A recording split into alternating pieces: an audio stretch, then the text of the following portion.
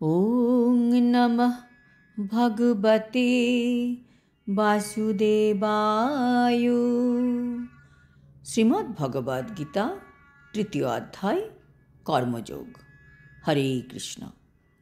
আজ আমরা কর্মযোগের 20 নম্বর শ্লোকটি শুনব। কর্মণ্যৈব হি সংসিদ্ধিম আস্থিতা জনকাদয় লোকো সংগ্রহম মেবাপি সংপশ্যন কর্তুম অর্হসি। অনুবাদ: কর্মণা এব হি সংসিদ্ধিম আস্থিতা জনকাদয়। জনকাদি রাজারাও কর্মের দ্বারাই সংসিদ্ধি প্রাপ্ত হয়েছিলেন।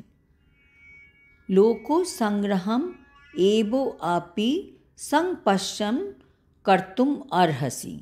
অতএব জনসাধারণকে শিক্ষা দেওয়ার জন্যই তোমার কর্ম করা উচিত।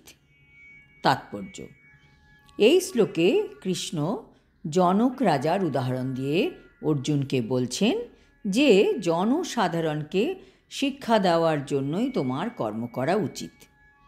জনকের মতন মহান রাজারা সকলেই ছিলেন আত্মতত্ত্বজ্ঞানী। তাই বেদের নির্দেশ অনুসরণ করে আচার অনুষ্ঠান করতে তাদের কোনো বাধ্যবাধকতা ছিল না, কারণ তারা এমনিতেই আত্মতত্ত্বজ্ঞানী ছিলেন। কিন্তু জনক রাজার মতো রাজার তো এসবের কোনো প্রয়োজনই ছিল না। কিন্তু তা সত্ত্বেও লোকশিক্ষার জন্য আদর্শ স্থাপন করতে তারা সমস্ত বৈদিক আচার অনুষ্ঠান সম্পাদন করতেন। জনক রাজা ছিলেন সীতাদেবীর পিতা এবং শ্রীরামচন্দ্রের শ্বশুরমশাই।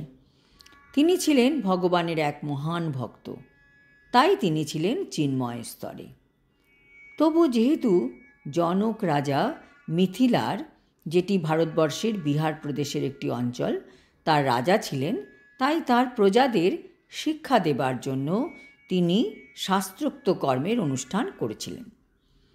ভগবান শ্রীকৃষ্ণ এবং তার চিরন্তন সখা অর্জুনের তো কুরুক্ষেত্রে যুদ্ধ করার কোনোই প্রয়োজন ছিল না।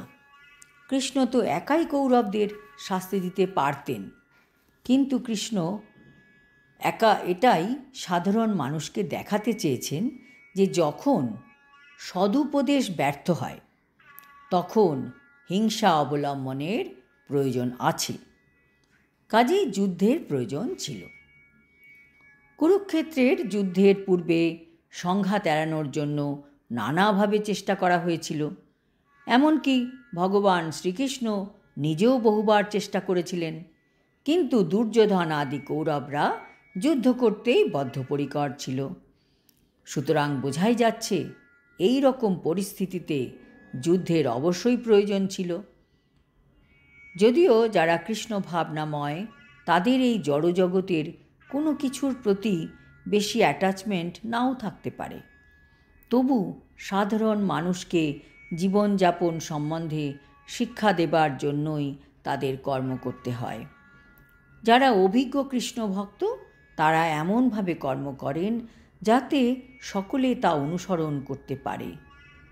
এই বিষয়ে পরবর্তী শ্লোকে আরও জানা যাবে। আজ এই পর্যন্ত। হরি ওং তৎসৎ। হরে কৃষ্ণ।